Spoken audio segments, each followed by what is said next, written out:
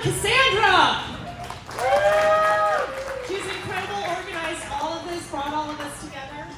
How are we doing? Charles, it's lovely finally to meet you. I've heard so much about you. I'm Tori. It's a pleasure. Are you having a good time? Nice. Looks like you guys have a good spread. Awesome. How's everybody doing tonight, Tavern Blue? Nice, nice. Everybody relaxed and having a good time? So I started dating again recently, mostly because I left my husband. We were married for 6 months, so as far as I know, it is longer than the shortest Kardashian marriage, and I know I could probably check that out and get that verified, but no one needs to tell me. I'm comfortable in my delusion. But I started dating again, and I knew that I didn't want to get back on the apps, because the best case scenario from being on the apps was I met my ex-husband, and we didn't need to go revisit that again. So I tried to start meeting guys organically. And when you start dating again, there's that moment that you realize you have to start working on your sex playlist. Because you can't go out and just have a great time and pick up a guy and bring him home and just put on whatever. You're a little drunk, you're not really thinking clearly. The first guy I got over after I left my husband, I put on Kneecap, which is Irish language rap. Which I love the band, they're a great band, but let me tell you, when you're trying to get it on, having cunt be the only word that both people in the room understand is not an ideal situation. So, we tried, we failed. We didn't have a second date on that one. But I always struggle with my sex playlist because I have a confession. I have a really bad habit of dating arty fuckboys. And it's a disgusting habit. I'm trying to cut it. But while dating these guys, they all had these rules about what could and could not be playing while we were getting it on. And I always thought and attributed it to they were musicians and they were artists and they were just so intelligent and smart. And so we couldn't have jazz, no syncopation. The syncopation just threw them completely. Apparently, lyrics, no lyrics, because then they just got lost in the poetry. And no nature sounds, because then they had to pee. Now I've never owned a penis. But I've been told by one of my dear friends that it's very much a lizard brain organ, so it's kind of like Pringles. Once you pop, you just can't stop, it just goes. And so it made me realize these guys aren't smart. They're not arty, they're not cool, they're bad at sex. They were lying to me.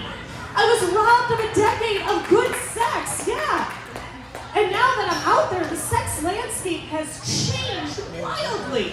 There's eating ass now and pegging.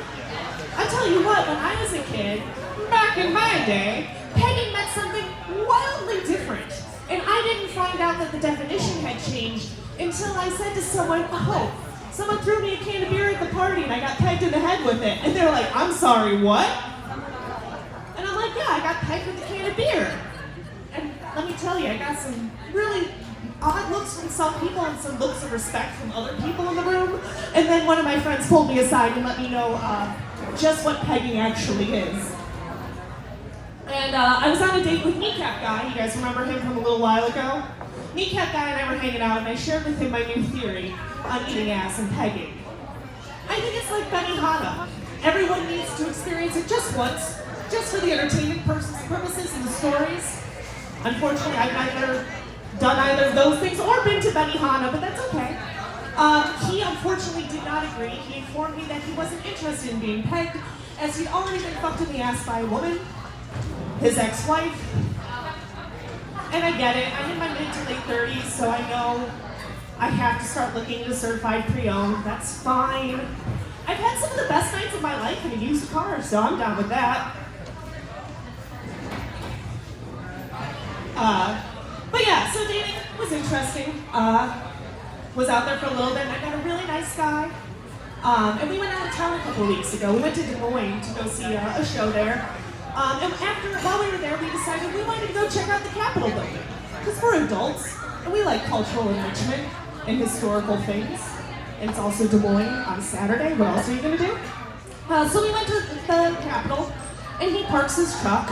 And we're walking across the street trying to get into the Capitol building, and he's on his phone and he's reading me the list of, and I didn't know this, the list of the 12 native to Iowa woods that are used in the construction of the Iowa Capitol building. So we're walking and we get halfway up to the building, he stops and goes, shit, how do I get in?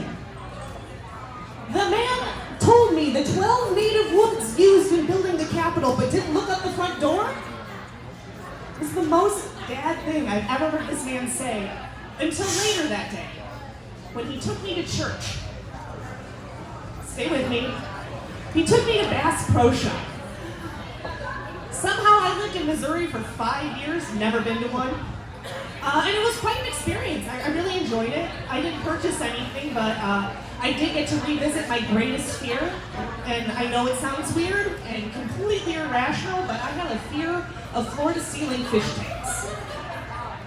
They just wig me out. And it's not an issue of being able to swim. I'm a very strong swimmer. I was a lifeguard. No, my fear is being hit by a fish. Because I feel like the sound in my head that fish scales make is even grosser when they touch me. So, I have this very specific mathematical equation I do in my head whenever I'm at an aquarium, or now, in this case, a Bass Pro Shop, of how far away, using trigonometry, do little SOHCAHTOA, little isosceles triangle, figure out 6 feet back if it's up to my head, another 5 if it's over my head. So I had the same calculation as a child when I used to go to Chuck E. Cheese's for birthday parties. Those of you who are familiar, they have a very similar layout to this. And so when I would go to a birthday party, I'm going to use this table as an example. They have the long rows for the parties. Now, pretend I'm a robot. Pretend you are an 8-year-old having a great time.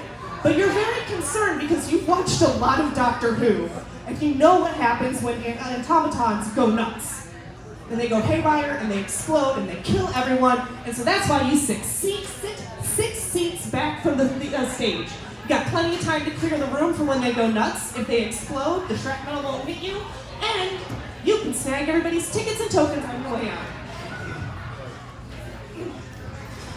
out. So it's a weird time in the world. I think we can all agree about that.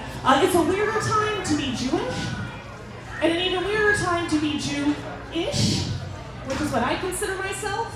I was raised Irish Roman Catholic. I did 13 years of Catholic education. Clearly the nuns were not up to the task. I could not stay on Team Jesus. Still a fan. I think he's a great dude. I have the album, but just not, listening to it actively. But I always should have known that I was going to convert, because I found out at a young age that my family is ethnically Jewish. So I started learning more about it and getting an understanding from it, and ended up converting in college. And it wasn't until maybe 2 or 3 years ago that it dawned on me that there had always been signs. Because growing up, I had a cool aunt. And my cool Aunt Cindy had a pool. And like most aunts that have a pool and are cool Aunt Cindy had a bathroom on the first floor, a second bathroom that you kept all the towels and everything in for when someone came to use the pool. It's also important to note that cool Aunt Cindy also rescued German Shepherds. So she always had a herd of them. They were always such good boys and so well behaved.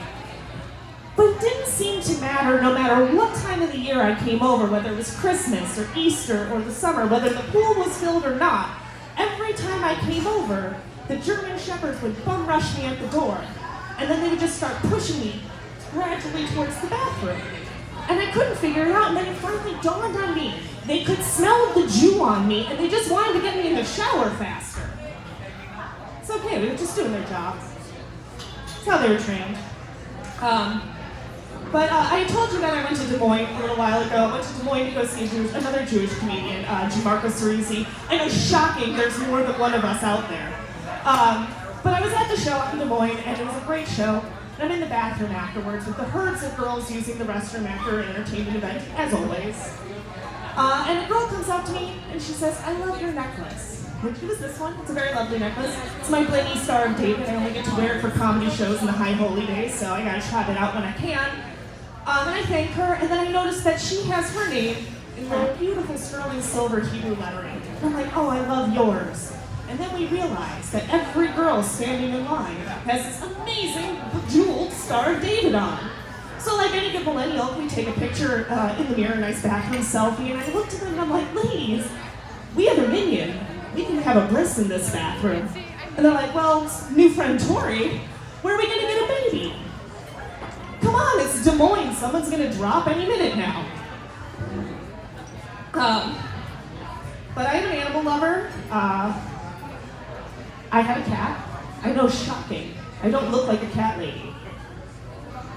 Don't everybody disagree at once, that's fine. But I have a cat, and like most people who have cats, I think anybody in the room that has a cat, or honestly a pet, I drink with that pet in order to get around the loophole of not drinking alone.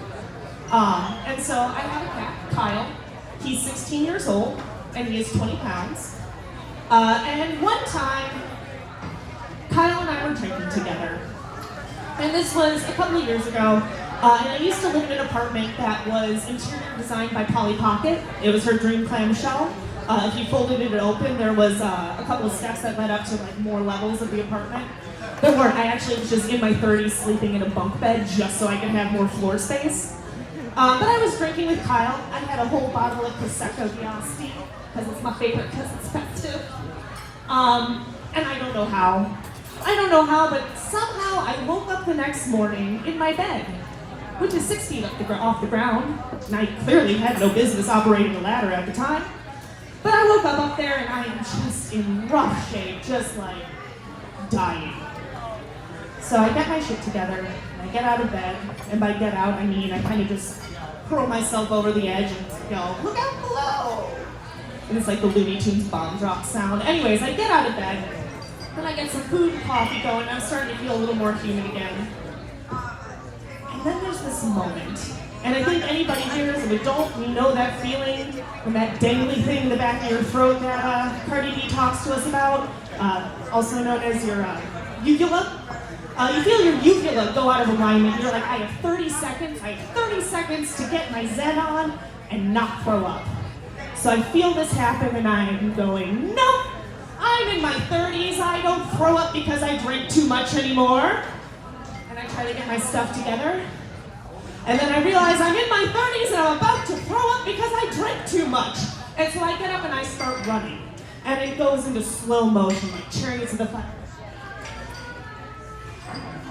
I'm running, and I'm like so close. But there's a choke point. There's a brick wall and about 2 feet of space, and then my couch. And it's right at this choke point that Kyle, remember Kyle, goes, and he starts chasing after me, so it's like Ben-Hur in there. And I don't know when Kyle studied at Cobra Kai, but he is very proficient at sweeping the knee Daniel's son, because he rolled all 20 pounds at the back of my legs, and I went down.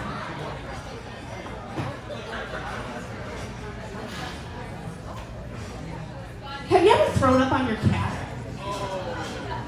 So I'll tell you what happens. It's not nice. You're laying there in your shivering, huddled mass of humanity that's weeping and sweating. And he looks you in the eyes that you've been looking into since he fit in the palm of your hand, deep into your soul, and just goes, Mommy, why? And then steps over you, finding every single pressure point in your back, leaving you to die. So everyone, use moderation, don't throw up on your cats. That's my time. I'm Tori House. Thank you and good night.